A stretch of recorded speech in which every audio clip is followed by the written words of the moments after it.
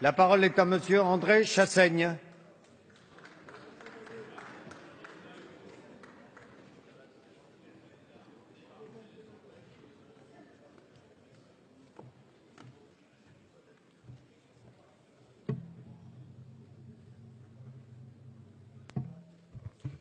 Monsieur le Président, mes chers collègues, Messieurs les ministres, c'est avec émotion que je m'associe au nom de mon groupe à l'hommage unanime rendu aux soldats morts en Centrafrique.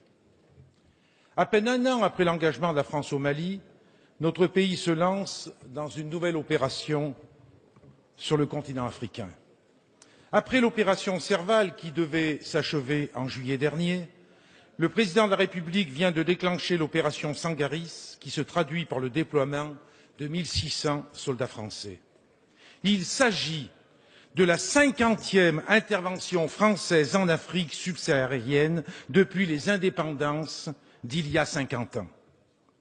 Cette intervention en Centrafrique s'inscrit dans une longue lignée d'opérations menées par les troupes françaises dans cette colonie, indépendante officiellement depuis 1960, en proie à la pauvreté, à l'instabilité et au conflit.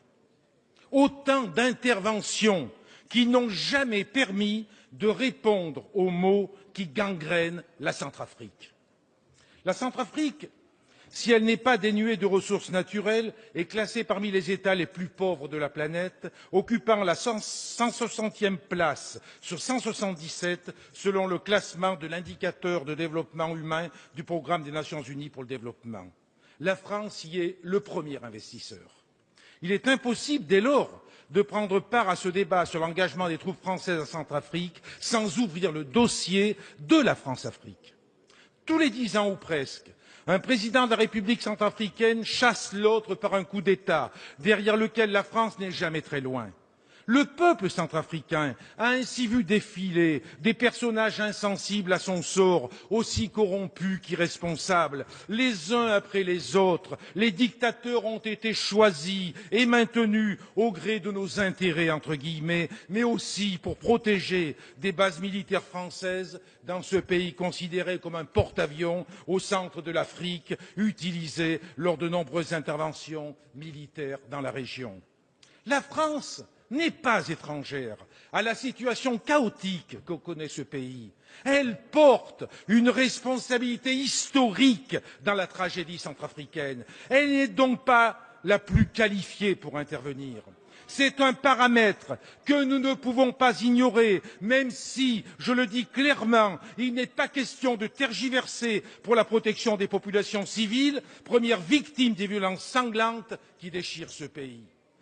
Monsieur le ministre des Affaires étrangères a déclaré face à la communauté française de Bangui le 13 octobre dernier, je cite, « Sachez que l'amitié traditionnelle qu'a portée la France à la Centrafrique, nous voulons la manifester de nouveau pour aujourd'hui et pour demain. » Pourtant, notre histoire commune est marquée par de sombres affaires.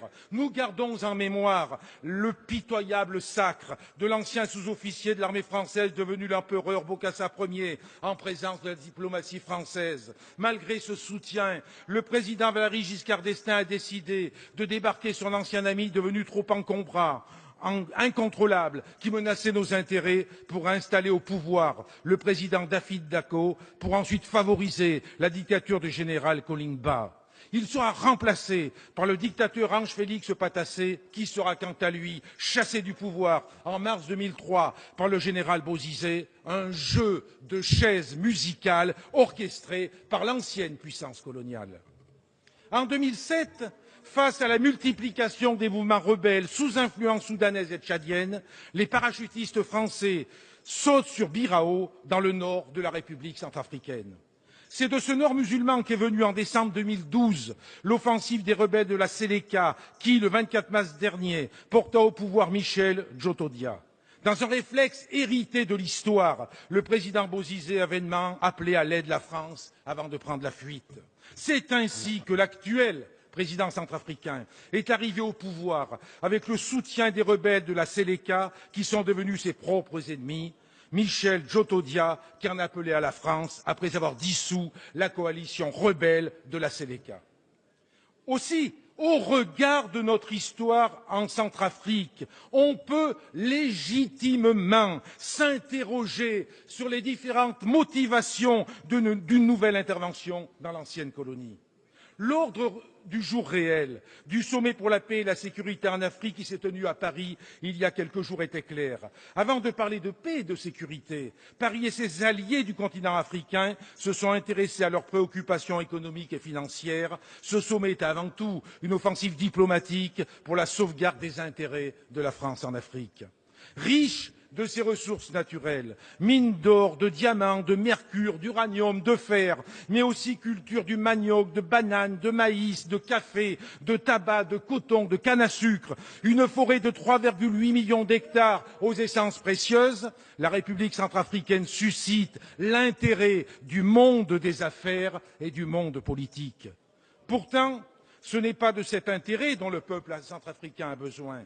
Le peuple centrafricain a besoin que nous l'aidions à profiter pleinement de ses richesses et que nous l'aidions à mettre fin à la situation de confiscation du pouvoir politique et économique aux mains de quelques-uns, car les germes de la crise actuelle sont aussi d'essence économique et sociale.